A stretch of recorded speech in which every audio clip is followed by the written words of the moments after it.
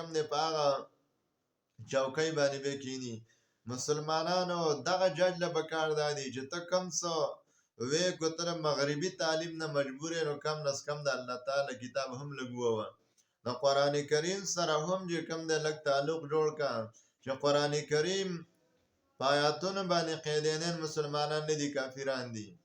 د رسول الله د احادیث متواتره باندې دا مسلمانان نه دي او د پاکستان قانون لاندې هم دا ذکر دی چې دا خلک مسلمانان نه دي هغه ته به د خپل دعوت د خپل قران کریم د خپل کفر د اشاعت دا چې کوم دغه ته اجازه نه وي لیکن عجیبه دا زمنګ بد قسمتی دا د مسلمانانو کم نصیبی دا هغه سړی پاکستان باندې جج جوړیږي چې کم سړی د قران نه خالی هغه سړی د پاکستان مشر جوړیږي چې کم کسو د قران کریم نه چې کم دی خالی دا فایز عیسی چې کم فیصله کوي او کم سکی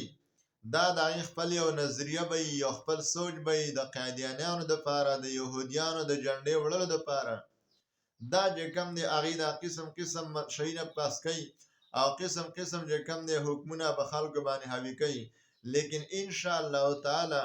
پاکستان د کلمې په وجه باندې وجود تراغله دی او د مقصد چې کم د کلمت طیبه وا د دې د وجنا کو بده کې هر یو سړی را پیدا شي کو د نبوت داوا کوي او کو مرزا غلام محمد قیدینی په کې را پیدا کیږي او کو سره بل قیدینی په کې را پیدا کیږي دا پاک ازمکه د الله تعالی به کم د خبيث سړی د زمک د مخ نه بنا کوي الله تعالی به کم د ورکوي الله تعالی به ختمي الله تعالی پاکستان کې د علماء پیدا کړي چې دا خبيثانو مقابله وکړي د حق پرس خلک به پیدا کړي چې دا خبيثانو دا غلط او ججانو دا غلط خلکو چې کم د مقابله وکړي دا غیر ارادي به کم د ناکام کوي دا غیر ارادي به ناکام کوي دا خیالات به ختمي پاکستان کې ډېر د يهوديانو ایجنټان پیدا شوي دي الله تعالی چې کم د ورکلي دي هر دور کې الله تعالی غي د کم د حق پرس مخ ته ودرول دي اوسم کو کوم فیصله دا جج کړي ده نو دا فیصله یو مسلمان ته منظور نه ده اج څوک د مسلمانۍ نه پاکي مسلمان نه هغه ته به د فیصله منظوري لہذا هر مسلمان له پکار دادي چې د دې په وجه باندې سمره خطیبان دي او سمره سبا د جمعې ورځ ده چې په کم دي کې مسلمانان د جمعې منځ کوي نه خطیبانو د پاره د امامانو د پاره پکار دي چې په دې مسله باندې برفور هغه چې کم دي هغه مسلمانان آگاه کی او د دې خبر کې چې ګوردا د موږ د عقیده مسله ده دا د عقیده مسله ده ناسو فضایل نه دي او صفتی خبره نه ده دا یقیني او اجباري خبره ده په دې باندې ځان خبرول پکار دي موږ هغه قانون منو چې کم د قران سره هغه قانون موږ نه منو چې کم د قران نه خلاف دي لہذا کم خلک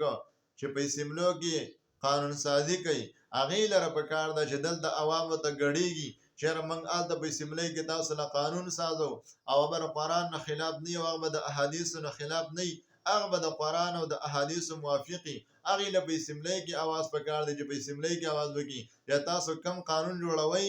کم دا جوړوي دا زمنګ د رب د کتاب نه خلاف دی منګ نه منو وګوره یو خبره به درته بل مکم چې نن د فلسطین په مسلمانانو باندې ظلم دی روان دی دا غي د وجنه زمنګ د پاکستان ججان دا غي نه د خلکو خیالات اړول د پاره د سنوي ډرامه جوړي کله یو قسم ډرامه جوړيږي کله بل قسم ډرامه جوړيږي د مسلمانانو فکر او سوچ دا مسلې نه بل طرف د کوم دی واړی د لہذا هر مسلمان لا په دې باندې غور او فکر وکړ دی چې قیدیانان مسلمانان نه دي دای سره رشتہ داری کول دای خپل ولی کول دای خاله ورتل دای سره کیناستل دای سره غم خادي کول دا نه دي به کار مسلمان لمن دي الله رسول فرمای کې نه و سره مو جنازې نه مور دی مونږ د جنازې مکوې دعا ولا مکوې کومل شو نبی ګور دې دا ور یو سړی خبره خلاف دی د قران نه الله تعالی المخلوق فی معصیه خالق موږ نه د جج خبره منو چې د الله ر کتاب نه مخالفه نه د وکیل خبره منو نه د افسر خبره منو نه د هیڅ خبره موږ د الله او د رسول الله قانون منو علاوه منو د پاکستان یا د بل جج خبره چې د قرآن او د احادیث سره موافق وه چې خلاف به موږ هغه ته چې کوم دی ګزارو لحاظ د پایزیسا خبره دا د قرآن او د احادیث سره مخالفه ده موږ هلته ګزارو لاړې پې ورته کوو موږ هغه له چې کوم دی توجه هم نه ورکوو او نه په هغې باندې چې کوم دی څه عمل کوو ځکه دغه عمل د کفر او د بدني عمل دی لهذا قیدینین دې په دې خبره ځان پوهېږي چې پاکستان کې اوسېږي نو سم به اوسېږي او که سم نه اوسېږي بیا دې چې کوم دی د نورو قیدینینو خوا لاړ شي نو که هغه جج دی که پایزیسا دی او که بل دی سم دې اوسېږي که د کافران یې خوښ یې قیدینین یې خوښ یې یهودیان یې خوښ یې بیا د یهودو خوا له دې لاړ شي د هغې سره د خپله زندګي تېروي دلته د یهودیانو او دلته د قیدینینو ځای